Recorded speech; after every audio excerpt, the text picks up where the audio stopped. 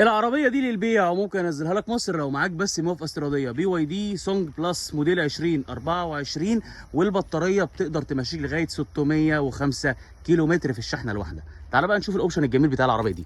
مبدئيا عندك الكاميرات ال 360، عندك الرادار الامامي، عندك الحساسات الاماميه، الاضاءه فول LED، الجنوط السبور اللونين، وعندك كمان الكاميرا بتاعه اللان اسيست. كاميرات 360، وعندك الكيلس انتري، الازاز الجانبي والخلفي للعربيه بيكونوا فاميه، وادي شكل العربيه من ورا. عندك كمان شنطه العربيه كهرباء غير الكاميرات الخلفيه والحساسات الخلفيه. دي بقى مساحه الشنطه الخلفيه. لو جينا نشوف شكل العربيه من جوه، عندك الفرش الداخلي بيكون بيج في موكا، وادي شكل الفرش بتاعها.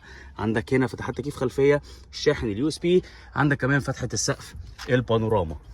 عندك هنا بقى البلايند سبوت اللي موجود على المرايات، وطبعا زرار الكيلس انتري.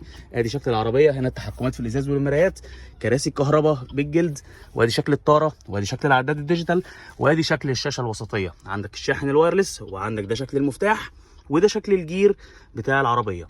وهنا بقى مساحه الكونسول مساحه كبيره، وكمان المرايات بتكون اوتو ديمنج. طيب العربيه دي هجيبها لك لحد المينا في مصر بكام؟